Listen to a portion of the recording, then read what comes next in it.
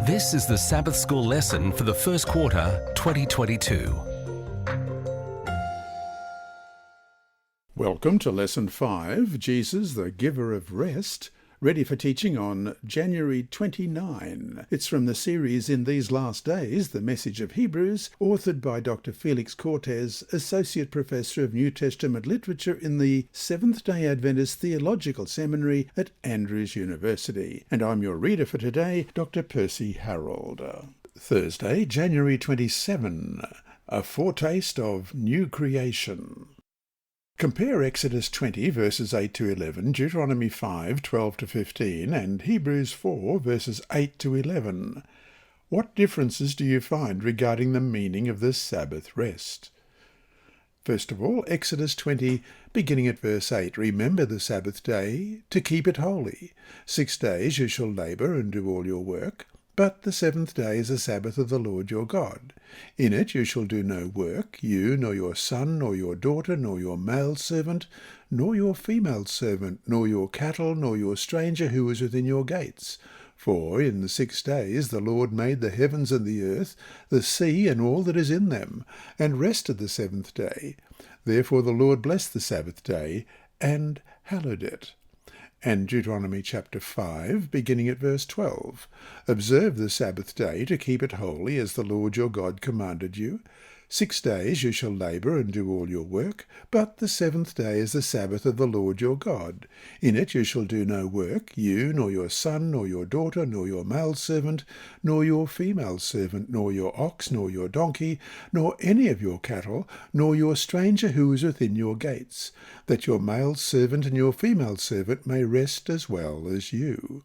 And remember that you were a slave in the land of Egypt, and the Lord your God brought you out from there by a mighty hand and by an outstretched arm. Therefore the Lord your God commanded you to keep the Sabbath day. And Hebrews 4, verses 8 to 11. For if Joshua had given them rest, then he would not afterward have spoken of another day. There remains therefore a rest for the people of God. For he who has entered his rest has himself also ceased from his works, as God did from his.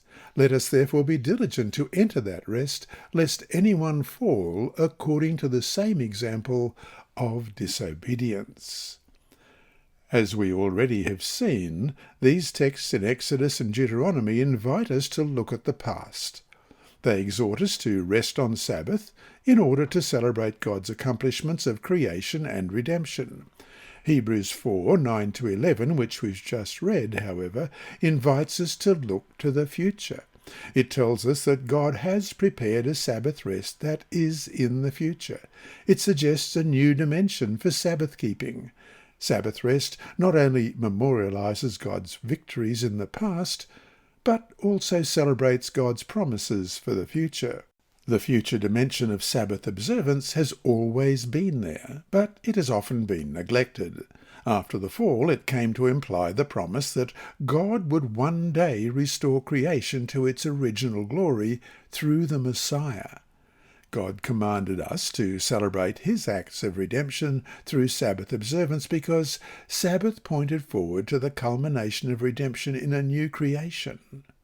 Sabbath observance is an anticipation of heaven in this imperfect world. This has always been clear in Jewish tradition.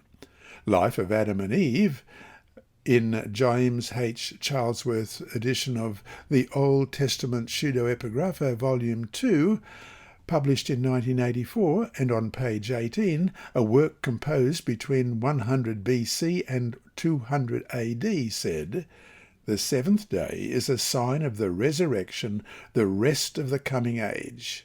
Another ancient Jewish source said, "The coming age is the day which is holy Sabbath rest for eternity," by Jacob Neuser in the Mishnah, a New Translation, published in 1988, page 873.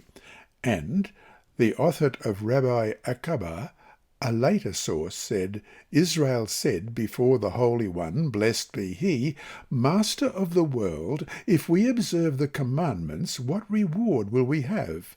He said to them, the world to come." They said to him, "Show us its likeness." He showed them the Sabbath, and that's by Theodore Friedman, The Sabbath Anticipation of Redemption, Judaism, a Quarterly Journal, Volume 16, pages 443 and 444. Sabbath is for celebration, for joy and thanksgiving.